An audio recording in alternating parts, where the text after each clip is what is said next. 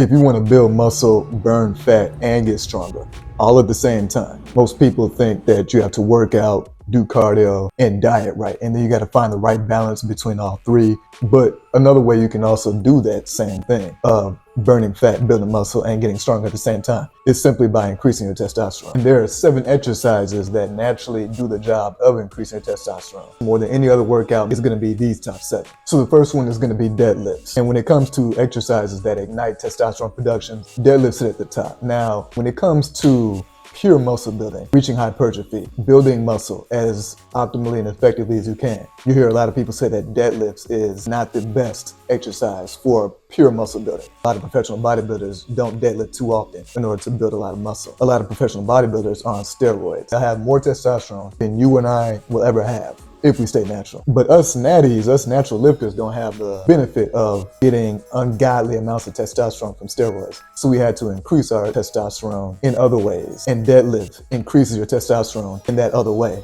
aside from taking steroids, of course. It's a total body movement that hits almost every single muscle group, your legs, back, core, arms, and shoulders. And it's because deadlifts create massive stress in the central nervous system. And that makes your body react by releasing a huge wave of testosterone and growth hormone. I mean, after all, research consistently shows that compound lifts create a much more anabolic response to the body than isolation exercises. It's gonna increase your testosterone more than any other exercise. And so you're gonna need that testosterone boost from the deadlifts to add on to your muscle building efforts. And while you're lifting it up, you want to keep your chest up and your spine neutral. You want to brace your core, drive through your heels, and thrust your hips forward to lift. The next one is squats. Squats rank as one of the most effective movements and exercises for naturally increasing your testosterone, thanks to them engaging the bigger muscles on your body, which are going to be your quads, hamstrings, glutes, and your core, and your back, your lower back mostly. All of those muscles fire together at the same time during each rep.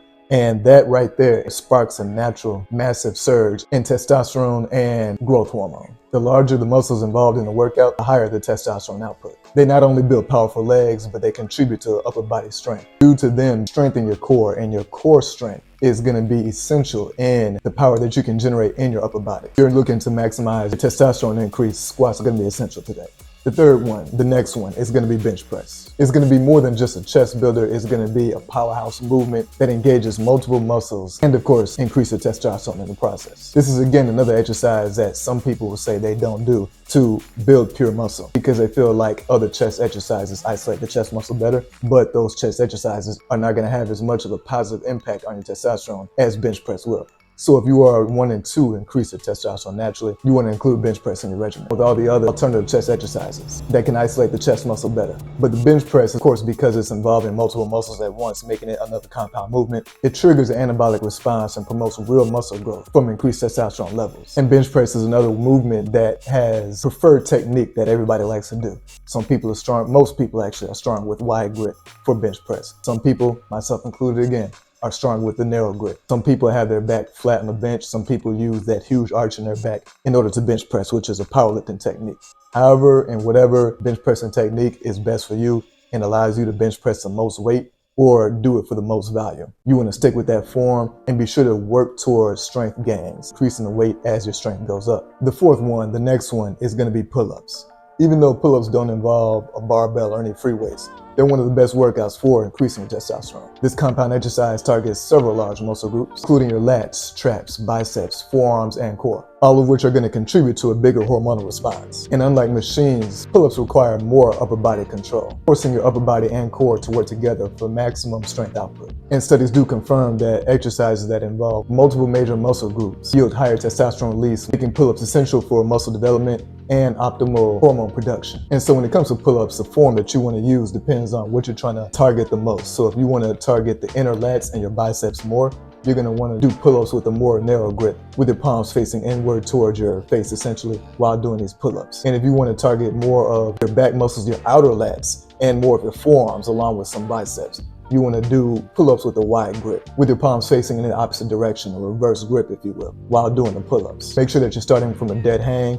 Engage your core, of course, like in every exercise. And then pull yourself up to the bar, making sure that your chin goes above the bar. That's going to be to really get the maximum benefit of the pull-up. And that's another reason why pull-ups are often called chin-ups. Choose for 4 sets of 8 to 12 reps for maximum hormonal benefits. And then, of course, to take the pull-ups even further in the testosterone production, the natural testosterone production, do weighted pull-ups. You don't want to stick to doing however many reps you can do. You can do 20, 30, 40 reps of pull-ups all in one set. If you're really trying to build muscle, you want to start doing weighted pull-ups. And then as soon as you add weight, then you want to stick to doing 8 to 12 reps for 4 sets. The weighted pull-ups will take it to the next level for muscle development and, of course, testosterone production. The fifth one is going to be high intensity interval training or just sprinting, which is also another category of high intensity interval training or HIIT style workouts, which you may have heard of before. HIIT style workouts are one of the top testosterone increasing cardio workouts that you can do while protecting muscle. Unlike slow steady cardio that can actually suppress testosterone from a prolonged stress, and that's if you do excessive amounts of slow steady cardio. That's why you see sprinters are always jacked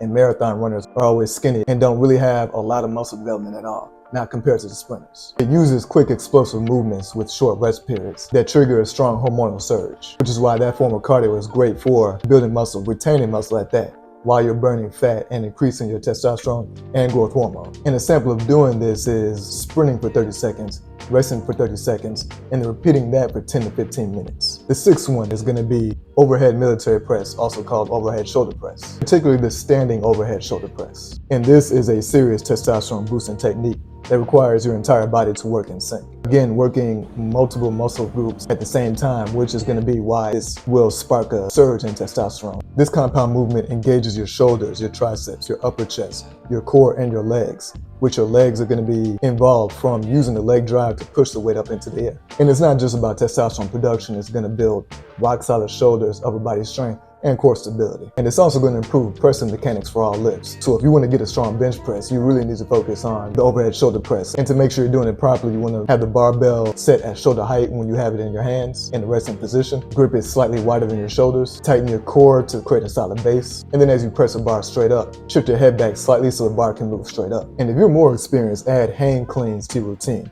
Even a hang, clean, and jerk. That's going to involve even more of your muscles. That's almost a total body workout. And of course, that'll be an even more of an increase in a surge in testosterone and growth hormones. The seventh one is going to be walking lunges. So you're going to be working naturally, your grip strength, holding the weight, your traps, your back, your core, and your legs to the max, because walking lunges is excellent at targeting your quads, hamstring, and glutes. And that is why it's such a great exercise for increasing your testosterone. Let's talk strategy and workout split. That's going to maximize these workouts, because how you train matters just as much as what you train. So to get the most out of these, you want to aim to train about 3 to 4 times a week, sometimes 5 if you have the time for it, rotating between upper body and lower body. So here's a sample split workout to get the most out of your testosterone production.